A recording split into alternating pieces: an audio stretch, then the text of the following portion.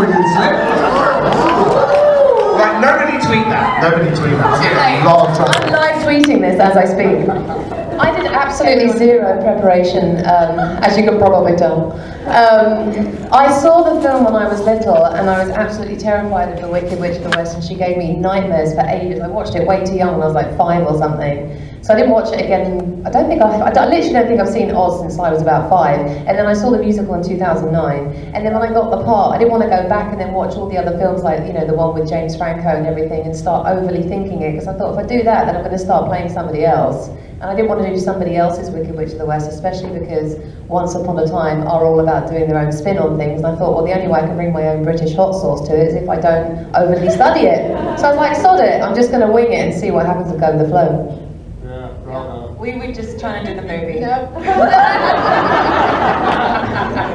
we had to do Disney, but it did come out a year before we did it, and you know, that, yeah, it wasn't based on a whole bunch of different incarnations of Elsa and Anna. Elsa and Anna only exist in Frozen. I mean, they are based on characters.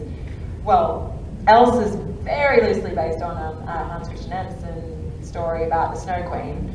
But yeah, so Anna and Elsa only exist in Frozen, so that's what we had to go off, and that's what we did. You're the real Anna and Elsa forever now. For a whole generation, you're the real ones. Yeah, thanks, Sean. I feel like the one challenge was that though we were doing this animated character, we wanted them to be real people as well. And Frozen the movie has already done such a good job at making them as close to humans as possible, but I think that was just like the little extra challenge that we had. So we did the movie, but we brought it to life. Yeah, there was a lot of, I think there was a lot of pressure on the creators of the show and the showrunners, because our first few days of filming, everyone came to set, everyone had notes, everyone was getting notes from Disney. You know, Disney had kind of given them their most recent, most successful babies, and we're like, please don't stuff them up. So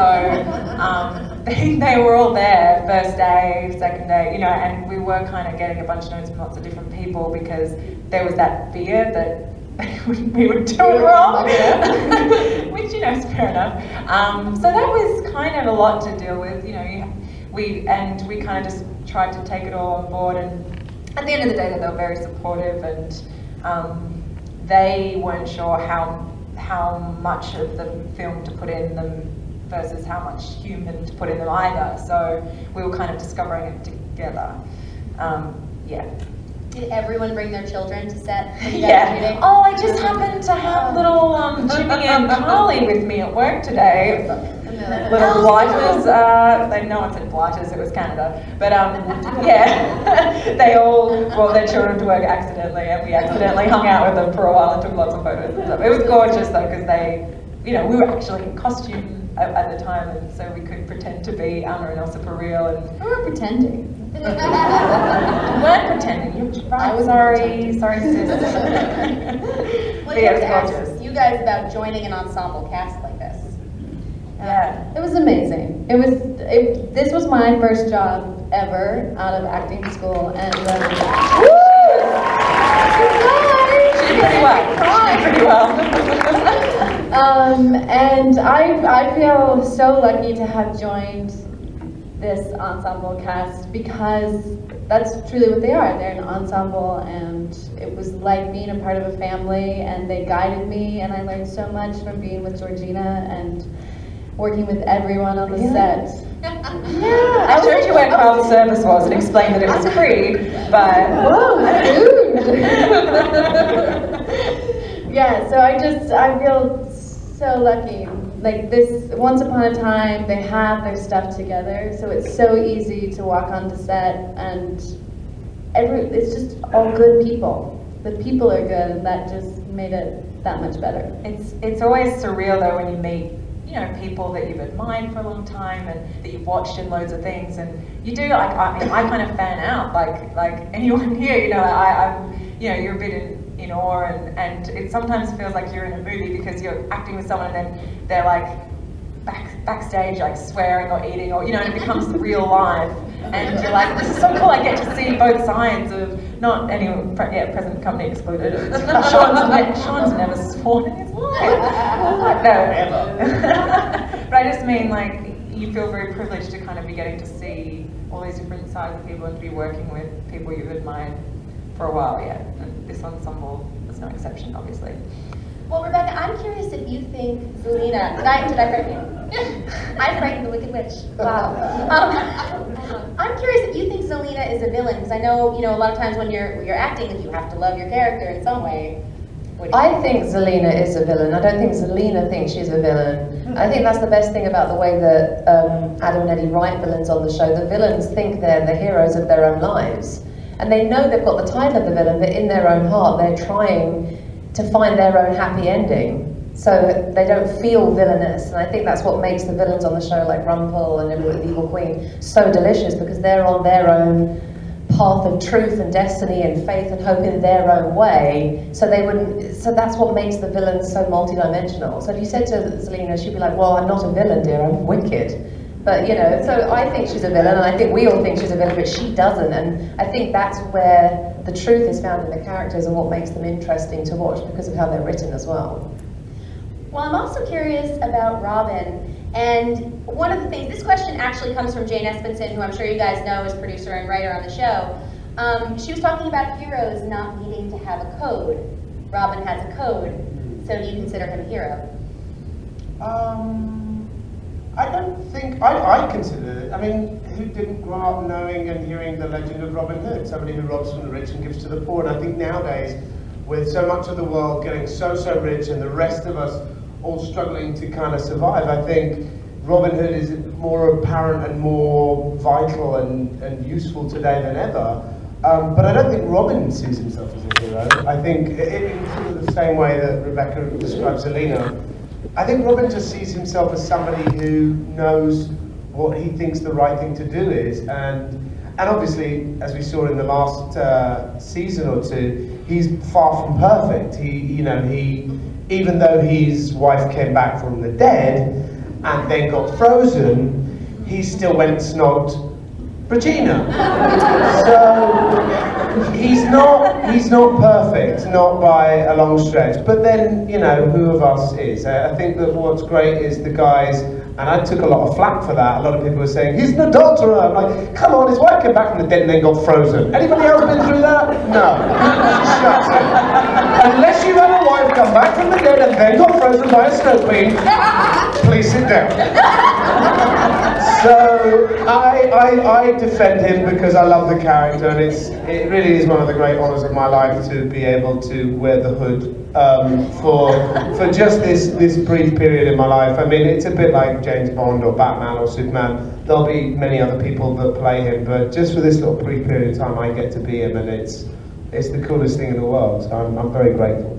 Well, you guys do a lot of work with green screen, and how difficult is that? Is that like playing on stage in theater, or is that tough? Because she just disappears. All you can see is just a pair of teeth. I have to. If I shot on green screen, I would be eyes and teeth. That's all you would see. I actually said this on set to the director of photography. I'm like, I walked on set to like get some, I think just to eat some candy or something, and I'm like, oh, I never see the green screen. Why don't I ever shoot on this? And everyone just looked at me and they're like, seriously? Really? I'm like, oh, I disappear. So all of my stuff is on blue screen, and blue screen is actually less offensive than green screen. The green screen really does your head in. It's so lime. It's like, like after an hour of it, you just want to rip your hair out. It's like a fluoro green. It's not like a pleasant sage green or asparagus. And also the rooms that we shoot in are probably about the same size as this room, except the ceilings are higher, so you feel a little bit, without any scenery and without anything sort of tangible to touch. After you've been in there for about 12 hours, you come out, you're a bit like the children from Indiana Jones and the Temple of Doom that run out like that. You can't see anything. Yeah. Your brain starts to go a bit funny. So that I think every now and then they go, the actors are getting all silly and giddy, send them out and get some oxygen in them. And then we come back into this big giant blue fishbowl. Alright, so who do you think is the worst villain on the show? Worst as in the most evil? Evil, yes. I think you're very evil. Not evil, dear. You disguised yourself as my dead wife and then forced me to get you pregnant. That was really really evil and deceptive. I don't know, I think Rumpel's, you know, because Regina has got redemption now. We can see she's on a journey to try and be good. Didn't Peter Pan have to do something really bad to become Peter Pan? He had to kill his own... Yeah, that was pretty harsh. That was pretty bad. That's pretty harsh. That's full on. But most, I think what's clever about the way they write villains is, in real life, as you said earlier, nobody really who's bad sees themselves as bad. They see it as justified, and all of these characters, all of the things that they do, it's for a reason. I mean, Zelina was abandoned by her parents, got nothing, was treated badly. She feels like, it's my turn to get something. Yeah. So it's not like she's just a psychopath that wants to go around killing people for fun. Or do you? But I think Rumpel's got, you can see there's good in him, but he's pretty bad, isn't he? Yeah, he's been the dark one for a while. Consistently bad. He's been a bit of a naughty boy, isn't he? But I don't know, I'd say Rumpel's probably the one that's continually a bit of a rascal. Well, you guys had some pretty crazy costumes, so I have to ask about the makeup and the costumes. You're in the same costume all the time. You probably have to touch people with that green makeup. How does that all work? I tell you what, I've definitely switched to gloves. Because green fingers and stick-on green nails, not so much when you need a wee-wee. I go to lift up the big black thing, it's like, pa-choo, pa-choo, pa-choo, they just go flying everywhere. I'm like, oh no. So I have to pick them all back up and stick them back on again. But my makeup, the green makeup takes about an hour and a half. It's 7 different shades of paint. And I have to have my own makeup trailer so that I don't gas everybody to death. I just get gassed to death. They don't care about my lungs. But it's fine, it's in my contract. But yeah, hour and a half, so it's pretty intense. But luckily the makeup artist on the show is lovely, and we just play the kind of music that we want, and we get Starbucks, and we have a giggle, and then all of a sudden I'm ready and scary and ready to go. It's not too bad. And wearing the one costume, how many versions did you have? There's about 4 versions, because the initial one wasn't actually fitted to me, because they cast me about like 6 days before they started shooting, and so they had to, obviously they wouldn't have had time to have made it from scratch when I got there. So they got my measurements and kind of did it without me there, the first one, and which was unbelievable, like really, because I arrived the day before, put it on, and it fit pretty well. But then they wanted to kind of improve on it once they had the real me. So then they made another one, and then they had to have a couple of extra for stunts as well. And this is a costume that costs them thousands and thousands. It's all hand beaded, it's all the crystals, like it's insane. It's about 8 pieces to it, because there's the leotard, there's the cape, there's this, and there's something under there. You know, like it's a very detailed, amazing costume, which I tried to wear with dignity. But you're in the Vancouver forest a lot of the time. You're in mud a lot of the time. You have a train behind you. It's like being in a wedding dress, just doing normal stuff all the time. So I was getting caught on trees, I was whipping stuff, I was getting stuff filthy, and I just felt awful for the poor costume department. But you know, they're used to it. It's Canada. It's going to happen, and everyone, you know, has to wear these ball gowns in. And they get heavier and heavier because it rains all day, and then the mud gets caked in, and then your train gets heavier and heavier, and you feel like you're sinking into the ground. It's insane. I developed this thing where it was like I was wearing an Indian shari. Is it a shari that they're called? But yeah, I'd swing I'd swing one cape over that side, kind of have it wrapped around another cape there, so I didn't, you know, get anything on the floor, and I had hooks, and because I just felt so terrible that I was ruining it. But it was a pleasure to wear it nonetheless. Well, I know you guys have questions, so I'm just going to ask one more. What Disney character who has not been on the show would you guys like to see?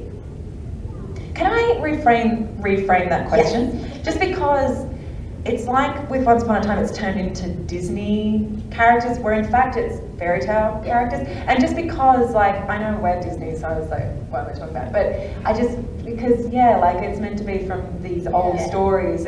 And some of them will keep coming from Disney, but I think they'll come from the old fairy tales as well. Yeah. So. Yeah, but I'm licensed from MGM. Yeah, that's true.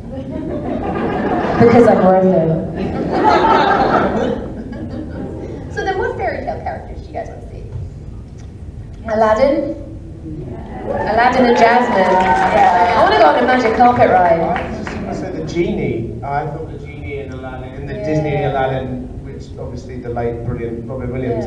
I think that, I mean, obviously they're pretty big shoes to fill, but that would be, I'd love to see Adam and Eddie's take on the genie in art once upon a time, as opposed to Neverland, or what was the spin-off show? I was in it. And Wonderland. Wonderland, yeah. But yeah, the genie, that would be that would be a fun character to see on the show. What about Thumbelina? That could be fun. I don't know. I'd have to hire a really small actor. Yeah. Wait, isn't Vern Troyer here? Yeah. Can we get him? He's quite small. I keep thinking of characters and I'm like, oh shoot, they already did that. So I'll have to get back to you. All right, I see you right in the front there. Clearly your characters are very iconic because you brought to life yourself as well as characters. If you weren't the character that you were, what character would you want? On the show? That's already existing within the show, or that we could create from the universe and put into the show. Something like that. Oh my god. It'd be fun to be, I don't know, I'd love to be, someone truly evil. I think that would be really fun to get to do a bit of Selena-ing or, Yeah, I'd want to be the evil not that queen. she's truly, Yeah, for sure. Regina? Yeah. She's awesome. So. Well, I think because Disney now own Planet Earth, they own Marvel, they own Star Wars, they own all of you sitting here. You don't know it, but they've already bought you. While we're doing this interview, they've actually just bought the rights to all of your lives. I'll be Lail, you be Luke. So, as I'm a big Star Wars geek, I would love to be Han Solo. Who doesn't want to be Han Solo? He's the coolest guy in all of the universe. So yeah, it's probably straying from our universe a little bit, but yeah. I want a giant Chewbacca walking alongside and cracking jokes. I could be like an evil Care Bear. Care Bear with a flick knife. I don't care anymore, alright? I don't care. I know I'm a Care Bear. Just, A careless bear. it's a label. Stop labeling me. I don't care. Right back there. What was your favorite moment from Oh, hey. You were projecting beautifully there, Not darling. loud enough as it is, it's in my jeans, but whatever. So kind of like a two-part question because I'm greedy. So what what was your favorite moment from set, and have you taken a souvenir from set? And what was it? No, that would be stealing. Definitely have not taken anything. That would be, wrong. It's my first job! Yeah. How am I supposed to know? Oh, I stole something. I stole something. Ignorance. I did steal something. Well, besides Zelina's bras, which I talked about last weekend, I accidentally nick her bras all the time. I go home with them and I go, oh, I must return them one day.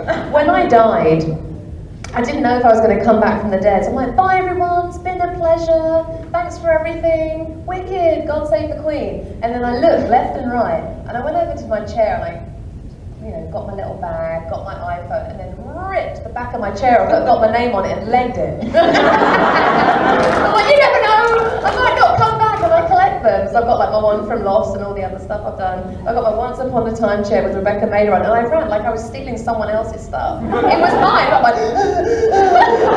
got into my trailer, I'm like, I made it. Wait, Elizabeth, did you take yours? No, I know you got the ring, but like, did you take the chair back? Oh no, I didn't. I'll get it for you. I'll ask props. We'll send it to you. This is a really You can weird just put another thing. back of the chair on it, and it's a nice memento, and you know, there's only one Elizabeth Lail, so they can't go, oh, we're going to give that to the next Elizabeth. And this is a really weird thing I haven't shared with anyone yet. I collected all my false eyelashes from the entire 5-month shoot and fashioned them into an artwork because my mum's an artist, and she saw all the makeup and stuff. She's like, oh, look at all your falsies. I was like, oh, I know, it's crazy. And she was like, oh, you should keep them and make them into an artwork. I'm like, that would be so weird, I'm not doing that. And I'm like, I'm gonna do that just to see her face. So I did, and I'm gonna try to auction it for something. It looks good. Buy it. I've got it, I'm gonna frame it, and there's around 900 or so eyelash bits. So it's weird, I know, it's so weird, but I did that, so I don't know. You thought you lot were weird. Then you hear what we do and you're like, oh, I don't feel so strange at all. We are all one. One in a big bubble of weird together. And Elizabeth, you got given your... She did not get given the ring. Well, she did not. I asked, and I made a pact with someone whose name I cannot say to keep the ring, and he just forgot it. Oh, he just forgot to like the prop. Yeah. So it was I didn't truly steal it. No, it was a sort of an exchange. Yeah. Yes. They give you the ring, and you said thank you. I just wish I could have stolen the whole costume. Like, I just wish I could have accidentally toppled it into. But that's the thing. People say, "Oh, you get to keep the costume," but as you were saying earlier, as George says, they make these by hand. They're extraordinary costumes when you see them in the flesh. When you get to wear them, it's amazing. It really informs $16,000 per dress. Yeah, sometimes they're $30,000 or $40,000. So if you wear that home, people are going to go, "Yeah, you're going to need to bring that back." That was like half the budget for the show. Yeah, so. That was kind of like way more than what you got paid or whatever. Like, you can't just walk off. Also, I haven't. I mean, with the exception of socks, because a bit like you with your bras. Sometimes after 14 hours, you just get out of your Robin Hood costume, put on your own clothes, and fall in the door home. But being Robin Hood, who steals for a living, I think they kind of had their eye on me from day one. They're like, "Don't you try," and I'm like, "Well, it's just a bow and arrow," and I know, oh, okay. So no, I haven't stolen much, but before I leave, something's definitely coming home with me. Because I'm a method actor. With the hat back there? Yes, you sir, you are the man with the hat. Does he look like me? Is there another guy with a hat? Well, that's me. Got a question from someone else. Okay. He's sitting back there. Can't be bothered. So, when Emma returns as the Dark One, do you think anyone would attempt to kill her? We'll see. Ooh. I don't know. What do you do with someone you love that turns dark? What did we do with Donald Trump? We kept him, didn't we? I suppose if we could keep Trump, we could certainly keep Emma. Is there like a Once Upon a Time rehab? Yeah, I think we're going to send her to rehab. Just get all that evil out of her. Yeah. I don't know. I mean, to be honest, none of us know, because the guys are now in a room in Burbank, sitting there, scratching their heads, drinking hundreds of cups of coffee, going, what do we do this year? How do we top last year? How do we top that finale? And these guys, I mean, none of us can do what we do without the writers. I mean, they're always these kind of sort of nervous, quiet people that, they're like a bit awkward, and they're just geniuses. And without them, we can't do anything. So they will be, as we speak, coming up with genius things to entertain you over the next 22 episodes. But in answer to your question, I don't think any of us know. But we all love Emma, so we don't want her to stay evil too long. And if we try and kill her, Captain Hook will be really annoyed with us. Apparently he's got a bit of a crush.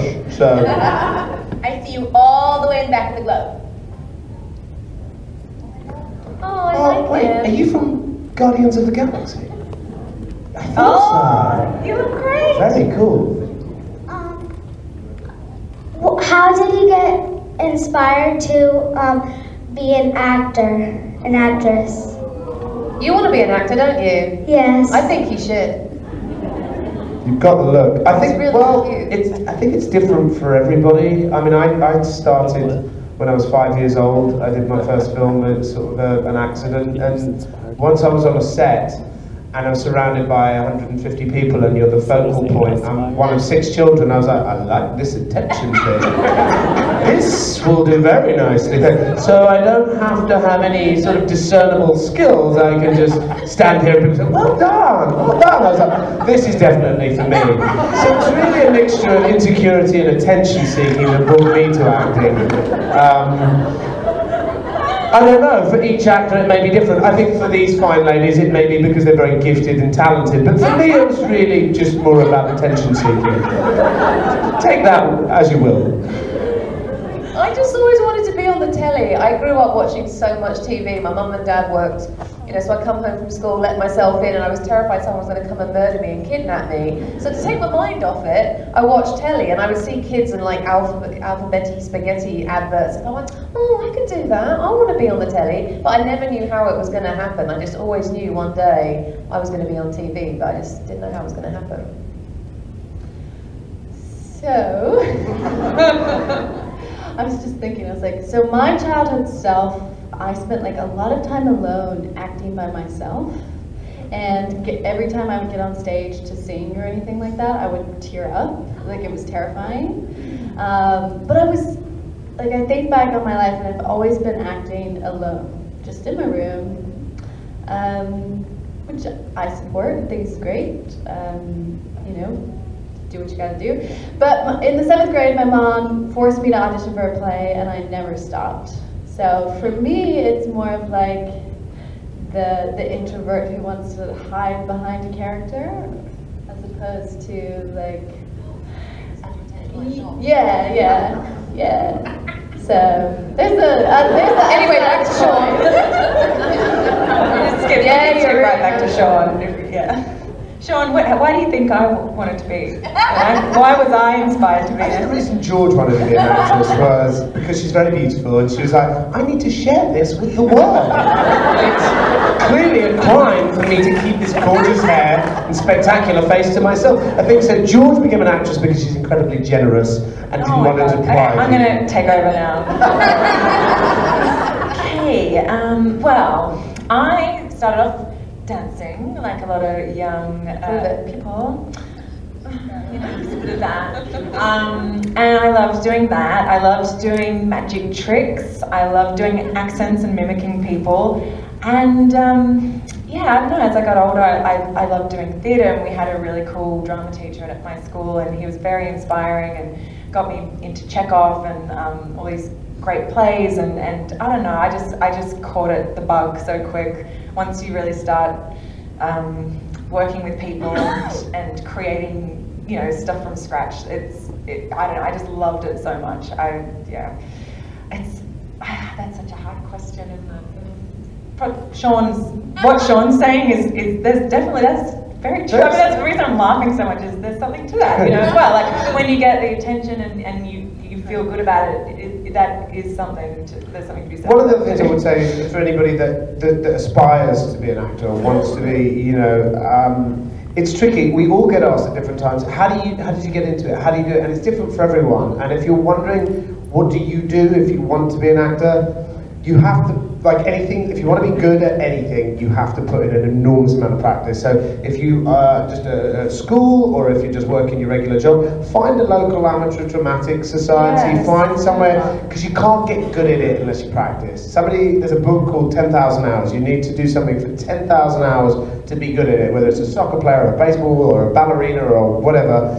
And you just can't get better by just you need to be with others, and because you learn off others and you bounce off others and you grow. So find somewhere, whether it's a school or your local drama club or whatever, there's always somewhere. You can find it on the internet. Get out there and don't be afraid to suck. This is very important. A great acting teacher once said to me, dare to suck.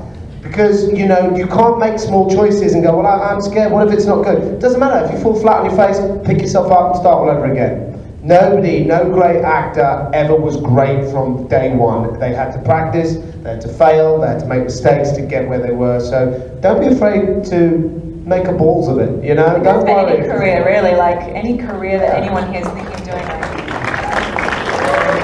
well, they're willing to fail and just kind of pick yourself up again, like, you know, just keep going with whatever you want to do, you know? Yeah. I see a very tiny Anna right there. Yeah. Oh, it's my lovely little Anna. Hello. What do you like to do in your free time? Well, we're here. I thought you said, what do you want to do when you're 3? I'm like, sadly, that year has come and gone for me. Like, really long ago. But what do we do in our free time? I love gardening. I'm learning so much about you today. I'm just saying, I'm sharing things things about myself with a group of strangers, and I'd appreciate it if you didn't. Totally normal. Totally normal. At the moment, I'm trying to grow 6 different varietals of cherry tomato.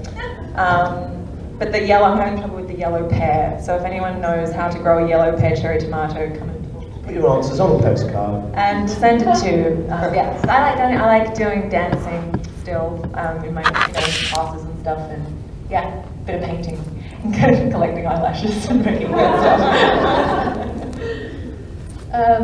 So currently my free time is consisting of Friends season 7. Not the people, not like the close people in your life that you care about. And hanging out with Georgina and Scott. I do that too. Yeah, we hang out. I have just since January, working up in Vancouver until 3 days ago, it's pretty big. I have just watched all 8 seasons of The Big Bang Theory. That's not easy, people. That's not easy. It's really hard. Put the time in, you see. We'd be shooting a scene, and once upon a time, like, turning around. It takes like 20 minutes to move the lights, and I'd leg it back to my trailer and watch like 3 episodes of Big Bang Theory. Buzzing, and run back again. See, you have to commit to what you want to do in life. You have to go for it. So this is season 1, and I'm going to stay through the whole season. That's how I do And then when that's finished, I'm going to start season 2. Maybe order a pizza, I don't know. We haven't fully planned the whole evening. I will not stop. But no, I mean the making TV or I'm watching TV. That's it. I have no other hobbies. What? Just being honest. But you have nice shoes. That must take time to find the nice shoes. Amazon, 1 click, so quick, easy. And then I unpause the show. Hashtag real talk. Sean, what do you do in your spare time? Apart from helping children in charities. What do I do? I think one of my favourite pastimes, and this sounds really simple and boring, but I just love walking my dog around the block, like at night. Your dog's so cute. He's just like a big looks like ball a of Jim fluff. Henson, Yeah. Jim Henson dog. Yeah, he does. He looks like a Muppet. Yeah, this is from The Storyteller. Has anyone here seen The Storyteller? Yes. That one. Yeah, he does. Yeah, you're right. Anyway. Walking the dog around the block, playing football, soccer, and just sort of hanging out. I like, as I'm getting older, I like having friends over to have dinner and drinking and just socialising and that sort of stuff. I don't know. And he's a brilliant Irish dancer as well. I've seen it, and it's awesome. And salsa. There was a lot of alcohol involved. This is amazing. She's going to come back and bite I've got a video. So yeah, so there's our hobbies. On to the next question. Your arm is going to fall off if I don't call it.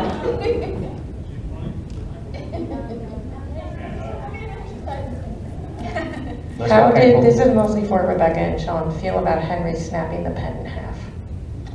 Oh, That was really heroic. I thought it was very noble. Yeah. I thought, the idea of a young person knowing that no one person should have too much power is sort of... Very mature. Yeah, and Jared is such a smashing young lad, and he sort of exemplifies that. He is, to be on such a big show that is watched by so many people around the world. He's got such a good head on his shoulders, and I thought that what the character did was sort of indicative of sort of something that Jared would do, because he's a kind lad. And I was a child actor myself, and I've worked with a lot of children actors that it's not their fault, but they turn into brats, because there is a lot of attention, and there is a lot of, if you've got stage schooly parents, you could start thinking that you're special, and that's dangerous, because to be honest with you, we're all kind of replaceable to some degree. It's not to say that everyone up here isn't super talented and everything, but there's always somebody nipping at our heels to sort of take that job. And so to be a young actor and to keep that head on your shoulders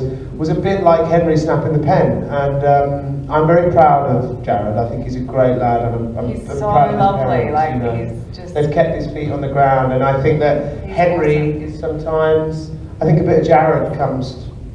A bit of Henry comes from Jared, so it's sort of credit to him. And I thought it was a good move writing-wise, very clever. With the nose right there. The nose. That's very offensive. A bit harsh.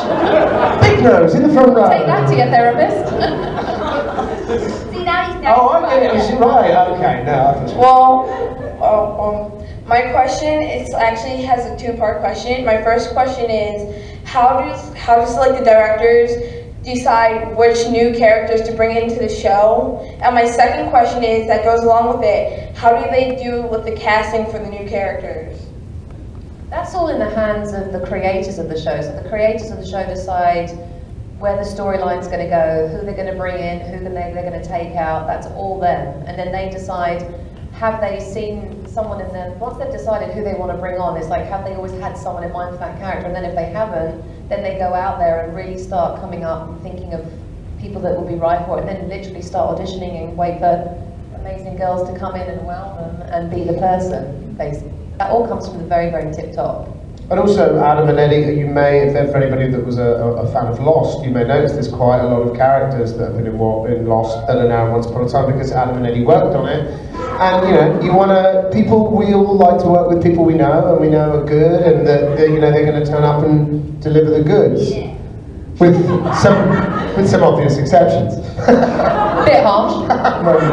No, and also the other thing, in the second part of your question, casting. We have, I think, one of the best casting teams in television, because I've said this before and say it again. I mean, there's nobody else who can play the Wicked Witch. There's nobody else that can play Anna and Elsa. They seem to get it just right every time, and that's an incredible woman called Veronica Rooney, and she actually deserves a special award. I think she deserves an Emmy. Yeah. So, but thank you for your question. And finding the characters too. It's like 22 hours of TV is so much each season. So I think like they have to look at the potential of what story a character can bring and how much story they can kind of, because it's a lot of hours to fill, and they have to work out how they're going to interact with the main cast, like how that's going to support the main cast. So with the Anna and Elsa thing, I think they saw an opportunity for Elsa to become friends with Emma, and Emma never really had a friend, and then they saw potential for Emma to take on Elsa's thing of feeling like a monster, and so they were able to grow Emma from taking these other two characters. So they're kind of looking for the way they can grow the seed of the story. Okay, right back there. Brenna? It's Emma Swan. Is it Brenna? Hello again. Hello. Before you said the character that you would like to be in the show is Genie, but Genie was already in the show. Was he? What, in Once Upon a Time or in Once Upon a Time in Wonderland? Once Upon a Time. Oh, really? Sorry? He went Oh, Sydney! Oh, right! Oh, but I always think of him as the man in the mirror, rather than, not Michael Jackson's man in the mirror, but, you know. And I also think of him as that really scary guy from Breaking Bad now, but I meant more like the genie that's in the lamp, which I think they did have in Once Upon a Time in Wonderland, but he was in the lamp?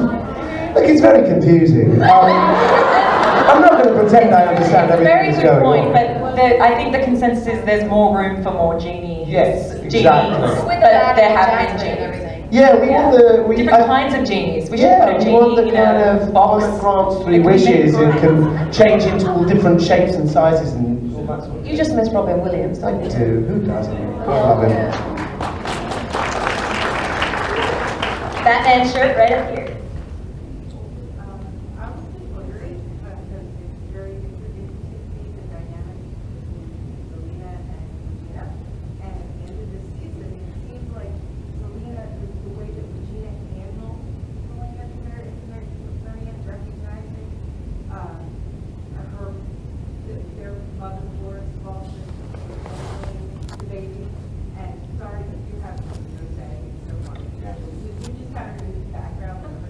Pretty much. But it's almost as if Selena seems to kind of bond even a little bit with Regina at that point. I think it's a real struggle, because Regina's going through this interesting transition in season 4, and she's on this journey, and fighting for the happy ending and trying to manipulate it through her sort of evil ways, and then realizing, hang on a minute, I've already got everything I need, which is a really powerful moment and a great moment for her character. And I think for my character's struggle, it's like she wants to still really hate her, but intellectually can see her sort of point. Then it's also very hard for her to have a conversation about their mother because she was abandoned and just chucked away. So it's very hard for Zelina to listen to Regina wax lyrical about their mother when she just never got to have her at all. And I just think there's just so much pain there. But it'd be interesting to see where Regina's journey is going, how that would impact Zelina, because she is in so much pain about all of that.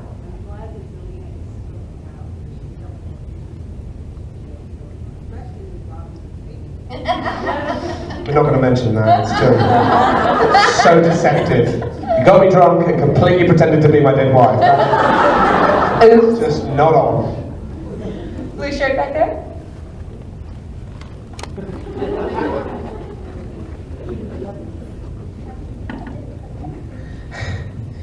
So my question is, what do you guys think is more fun to play, a villain or a hero? Villain. Let's just sort of feel that way. I mean, it depends. Well, I feel like when you're a hero, you get to do a lot of cool stunts. And that's fun. Yeah, I think also on our show, I think one of the things that I love about it, and I think a lot of people love about it, is a lot of the world is very male-oriented. You know, men are in charge of a lot of things, and we're not doing a great job with it. And with this show, there's a lot of very strong female characters, and it's kind of unusual for TV for women to be the kind of heroes, and often it's like me and Captain Hook and Charming going, "Are you okay? Okay." And then they're like, "It's all right, stand back, I'll..." And I'm like, "Oh, good, oh, we've got really cool girlfriends. Oh, magical powers, thank God, thank God. Thank God." I think this show is the ultimate girl power show, so I'm very proud to be part of something, I think we all are, to sort of, I mean, I think I heard Adam say once, he's got 2 daughters, I believe, and he said, I wanted to make a show where we could show women being strong and women leading and women making the decisions, and, you know, I think it's, I think that wouldn't be a bad thing if that happened maybe a little bit more in the people that run countries, maybe like in America, like in November 16th. Sorry, not to get political. Hero or villain, the best thing is when you have a truly flawed character. There's nothing worse, and I'm sure the female actresses up here can relate, when you read a script and the female character is rolling her eyes the whole time and is the perfect girl and doesn't have anything wrong with her. It's just, oh, it's so frustrating. It's not real. Everyone is flawed in different ways, and that's why we watch TV, to connect to people who are struggling with things that we're struggling with. So I think the great thing about this show with heroes and villains, either way, they're both flawed in different ways, and that's what I look for in anything that I want to watch, is connecting to people who are dealing with what's going on and back here that they're really struggling with. Well, this will be the last question right over here.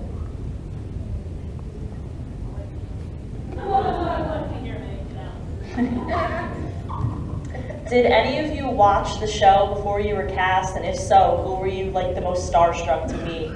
I didn't watch the show before I got the job, so I had to watch about 50 episodes in 2 weeks, which was wicked fun, because I just thought, this is my homework, so I watched about 10 episodes a day in preparation, and I fell head over heels in love with the evil queen of Rumpelstiltskin. They were, I mean, every time, like, they would come on screen, I'm like, oh, they're just so deliciously awful, and I was so excited to join the show once I started watching it, because when I walked onto the set, I mean, I've been in a hole of watching it 24/7, so that was an amazing experience to walk in and all these characters are standing right in front of me. It was wicked. I hadn't watched it. I hadn't watched Frozen either when I got the audition. So it was kind of like, what's this show and who's this person? And, you know, like, I was starting from scratch. It was, yeah, so that was kind of strange. But then, yeah, like, once, obviously, the ball started rolling, I started watching both things.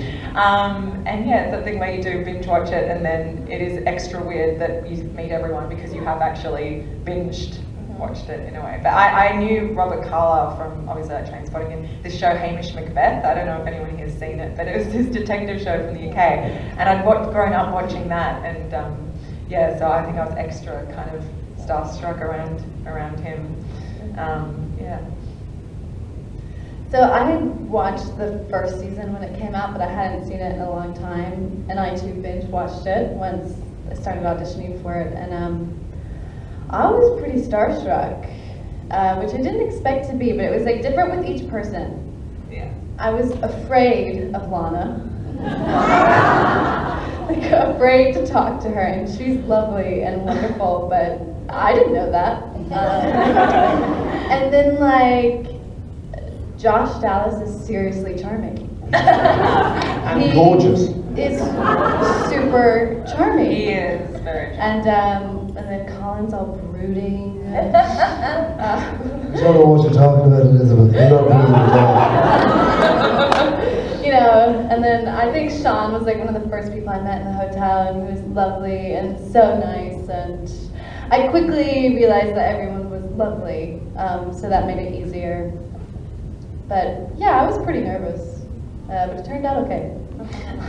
I had actually met, I've told this story before, but I'd actually met Adam in the first season when they were casting the pilot, and I read it, and I'd read about 30 other pilots that season, and this was the one show that really stood out as something really different. Everyone else was doing the exact same thing, like a remake of Friends. It's like 3 guys, 4 guys, 3 girls in New York, and you know, and this was the first thing I read, and I was like, wow, this is either going to be a massive hit or the network won't do it because it's too big or it's too bold, or.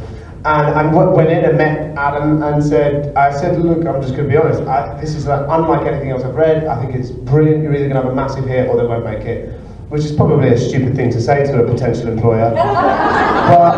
But he, for some reason, sort of liked me, and you know, I was told to sort of maybe come back in to meet for The Huntsman, which was later played by the brilliant Jamie Dornan. And then I got offered a job, which was like an offer, so I went, oh, I'll take the job that I've got, for sure. That never got picked up, and then Once Upon a Time became one of the biggest shows in the world. So every time I drive past ABC and see the giant poster, I'd be like, stupid Once Upon a Time, stupid Sean, making a stupid wrong decision. And then I went back to England, and my mum was sitting at home watching the TV, and she's like, have you heard about this show? It's called Once Upon a Time, it's my favourite show in the whole world. And I was like, stupid Once Upon a Time again.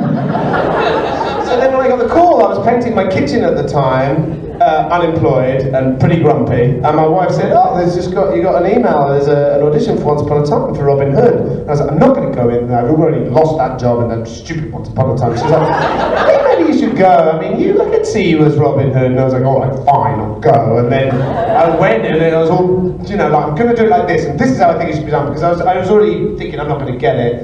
And then they called and went, you got the job? And I was like, really? I was really annoying and grumpy, and for whatever reason, either everyone else balls it up, or they give it to you. So you know, and it's turned out to be one of the best blessings of my career. So, in answer to your question, no, I didn't watch the show because I was really angry with it. But I am on it now, and I'm very, very happy. So thank all of you for watching it, because you make us all very happy by having a lovely job. So thank you. Yay!